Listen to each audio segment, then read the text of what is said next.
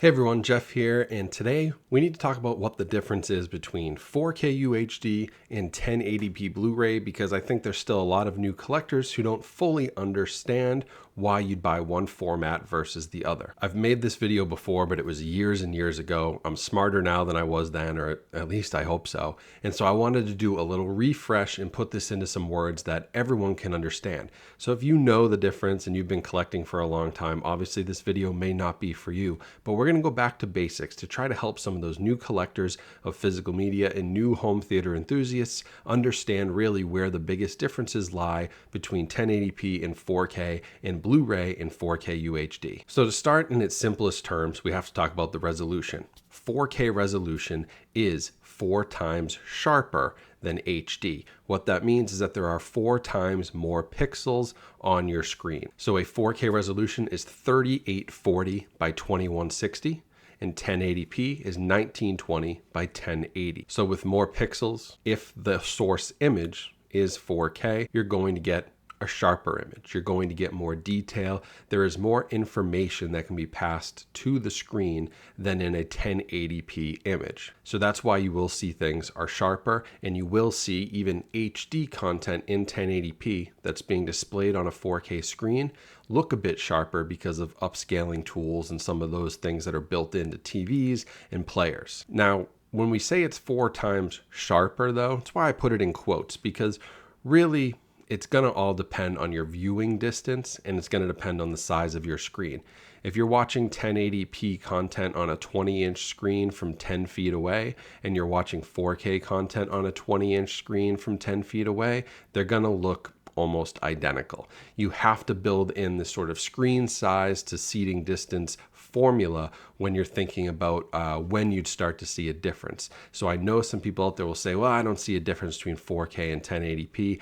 And I would say to really see a difference, to go to 4K and notice that you actually have more pixels and have more details, I would think that a 65 to 75 inch TV is probably the minimum to get the most out of it, unless you're sitting very close to your TV. But for average viewing distance, say of 6 to 10 feet, you're going to need to have that 65 inch or larger screen. And the bigger you go, the bigger difference that you'll be able to see in the image quality. So that's resolution, and that is a big part of it. And for some reason always seems to be the selling focus and the marketing focus of 4K is, oh, it's sharper, it's sharper, it's sharper. But I think the bigger deal is really the color. When you go to the 4K UHD format, you can get HDR color. That's high dynamic range. And that takes color up to the next step. If you have a 1080p image or a 1080p Blu-ray, that's going to be in standard dynamic range for the most part. You could put HDR onto a 1080p disc, but it's almost never been done. And that's because it takes up a lot of space, and you need more space on the 4K discs to fit all that extra color data. So to break it down in super simple, easy to understand terms, the difference between HDR and SDR is really how much color you have to play with. So think about it this way. Everybody knows Microsoft Paint, right? Or you've used Photoshop or something where you have the color wheel, and you can pick a different color on that color wheel. But then you also have your default colors. SDR, standard dynamic range, which you get on 1080p Blu-rays and regular TV content, that's going to be sort of your standard color range. You have all the colors there, the basics, your reds, your greens, your blues, yellows, orange, all that stuff is right there, but it doesn't really get into a deeper level. Now, when you get to HDR color on a TV, on a 4K disc, basically what that's doing, again, in very simple terms, is opening up the color spectrum to that entire color wheel. So now instead of just having orange or having maybe a couple shades of orange, you have every shade of orange in all its different brightness levels and contrast and all its different unique orange characteristics. And that goes for all of the different colors. So now you've opened up the entire color wheel, and you just have a much more vibrant and a much more dynamic and wider color spectrum to play with. So a lot of times when you do watch a Blu-ray disc on a 4K TV and then you watch a 4K disc, that could be the biggest place that you notice a difference, because that expanded color really does change the way that some images look, for better or for worse, especially if you've been used to things in standard dynamic range. A lot of people will say, hey, HDR color, it's too dark, or it's too vibrant, or it looks fake. You know, there's a lot of things that HDR could do wrong, but there's a lot of things it can do great. And it really is, when done right, possibly the biggest upgrade and the biggest reason to buy a new 4K TV and upgrade from an HD panel, or to buy a 4K disc and upgrade from a 1080p Blu-ray.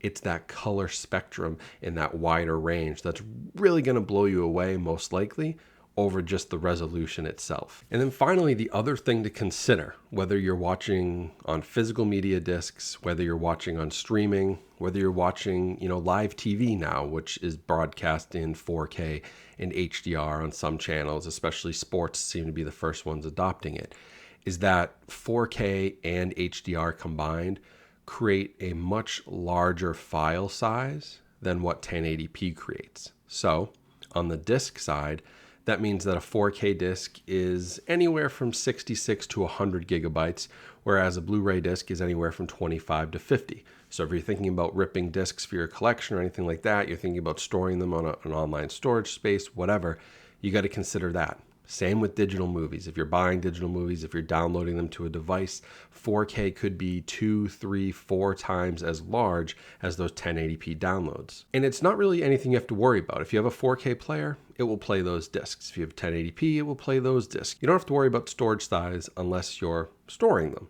somewhere, whether on a physical drive or somewhere in like a cloud server. But where it does come into consideration a lot more is when you're doing some streaming. Because if you don't have strong internet and you're having an issue with HD streaming content or watching HD TV through, a YouTube TV, Fubo TV, Sling TV, whatever, Hulu, Netflix, any of these services, if you're struggling to do HD, then when you go to do 4K streaming, it's not as big a file as what's on a 4K disc. It is a slightly more compressed file, but it's still going to be 2 to 3 times more data being used up by your home internet. So if you have data caps, that's a huge consideration. It could hit your data caps a lot faster. If you don't have really strong internet, you could see a lot of buffering. You could see a lot of issues with playback. You could see slow load times. And so it's really something that you can't just jump into. You can't just necessarily buy a 4K TV and say, yeah, I'm going right into 4K, streaming movies. I can't wait. You do have to sort of make sure that your other systems in your house and your Wi-Fi networks or whatever else are also upgraded, and that you have enough data in your data plan, especially if you're using one of those like cellular data plans, like a T-Mobile home internet. You got to be very careful because 4K can eat up your data quickly. It is a much, much larger file. And before you know it, you'll be out of data for the month. So honestly, those are the big 3 things. Those are the 3 differences to look out for. There are audio differences as well with bigger storage size, but you don't typically have to worry about that. I could do a whole video on audio, but that's not directly connected to the video, the resolution, the color. It could be connected to the size of the file, but it's a much less of an issue on the audio side. So really, those are the big 3 things.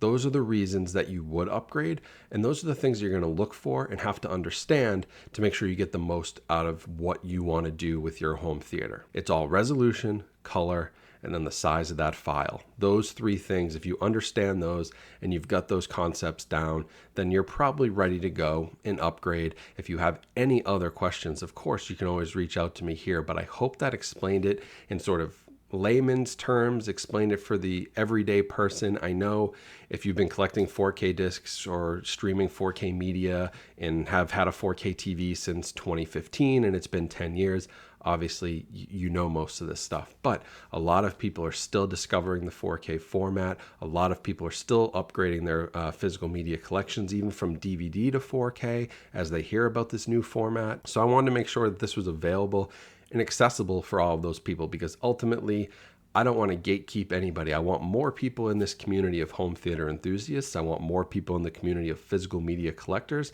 And so that's why I make these types of videos, and I do hope it helped. If it did help, make sure you subscribe here to the channel, because I have lots of other topics like this, and I am going to be refreshing some of these older videos that I did 4 or 5 years ago with my new, better equipment, better audio, more knowledge in my head than I had 4 or 5 years ago, and try to put these all out to continue to help grow this community and give a little refreshed, updated look to some of my higher performing videos, which I know a lot of you found useful. So if you do have any questions, please leave them in the comments. You can shoot me an email. You can follow me on social media. Hit me up in the Instagram DM. All those links are in the video description, and they're right here, the QR code. If you scan that, and if you're watching on a TV, that'll take you right to all my links. So thank you all for watching. I hope this demystifies 4K a little bit for any of you who are confused. If it didn't, please, please, please reach out. I'd love to bring you into this community. I'd love to get you upgraded. I'd love to explain the benefits.